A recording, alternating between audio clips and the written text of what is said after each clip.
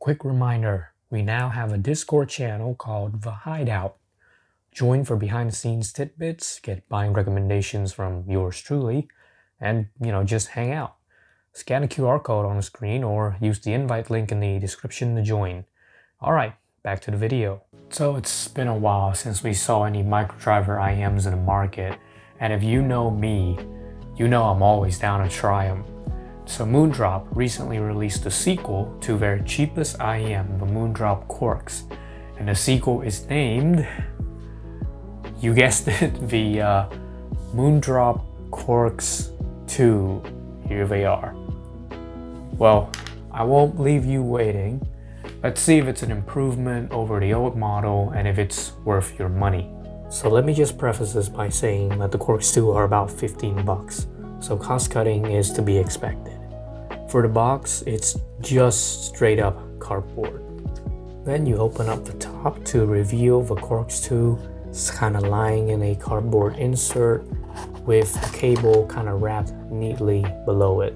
Then you get your free sizes of generic Moondrop smoky gray ear tips. Now you get this comically small QC square, a comically small Quarks 2 card that you can just barely read the text on, and finally a small instruction pamphlet.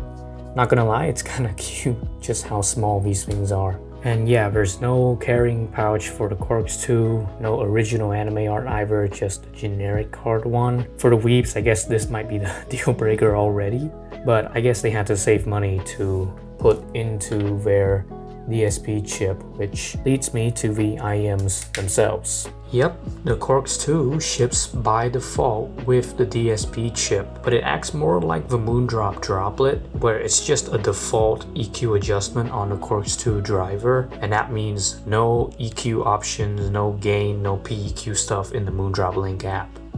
That being said, you do get a full free button mic clump, which makes me sound like I'm underwater, but hey, at least it has a mic. And said mic clump is connected to the same cable as the Quarks 1 in all its cheap, tangly, and microphonic glory. There is no chin slider here, but hey, there's a Velcro strap for you to cope. The Quarks 2 shell has been revised, now with a matte gray backplate with venting that mostly fixes the pressure buildup issues of the Quarks 1. But if you look at it a bit closely, you can see that they kind of poked the holes with a toothpick, so it's kind of uneven looking. And even on my brand new unit, you can already see some paint scratching already on the surface, so you're really feeling that $15 price tag.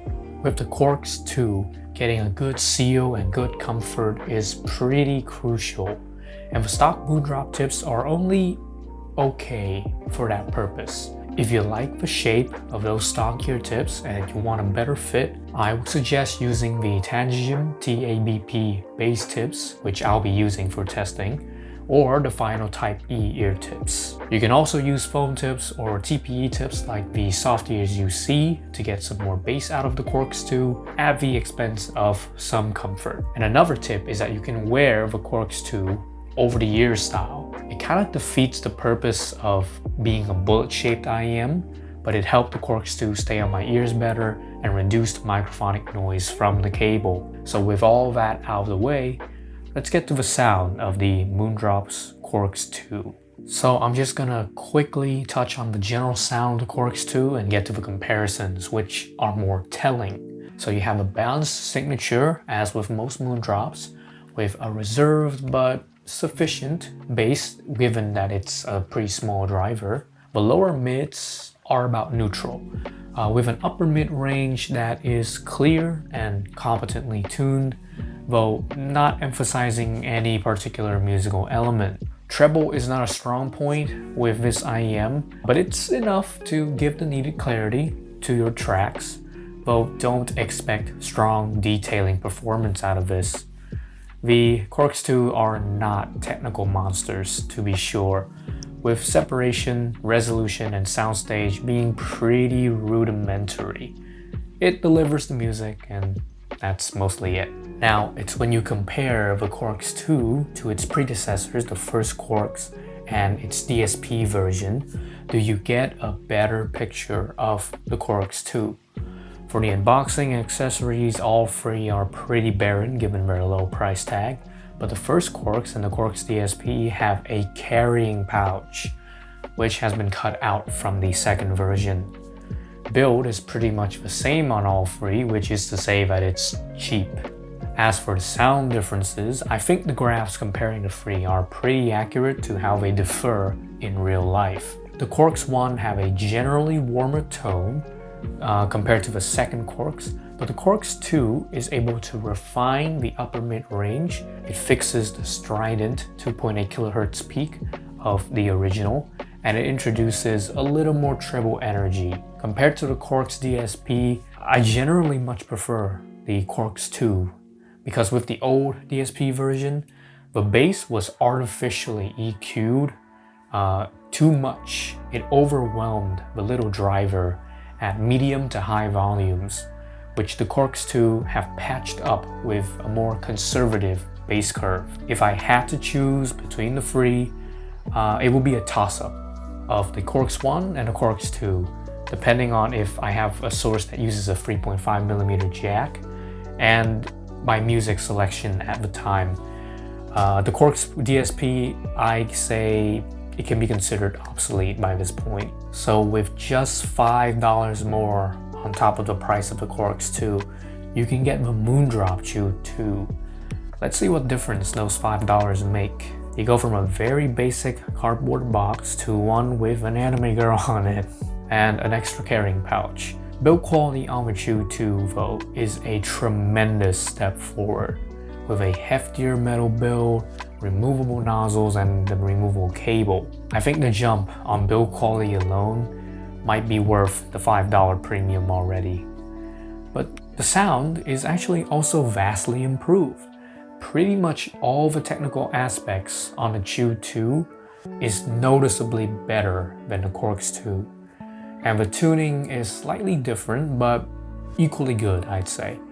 Bass is a bit warmer, and the driver itself has a bit more bass detail for the Chew 2. The mid-range has a vocal emphasis which lends itself well to lighter genres, and it's able to separate busy songs marginally better on a Chew 2 compared to Quarks 2. High-end detail is roughly on par for both of these IEMs though. It's just some telltale signs of a budget segment, I guess. Still, on most fronts, the Chew 2 is a noticeable improvement over the Quarks 2. And for only $5 more, though I guess it does lack a USB-C connection and microphone as bad as that mic is. So the Quarks 2 still has some differentiating points, I guess.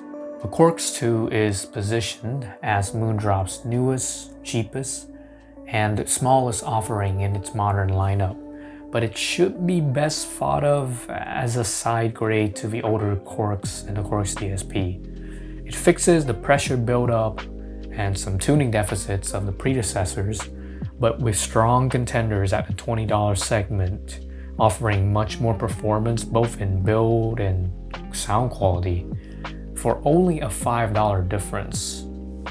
Nevertheless, there aren't many, if any, microdriver IEMs with a USB-C plug as of yet, and I guess that is where the Quarks 2 attempts to find its niche.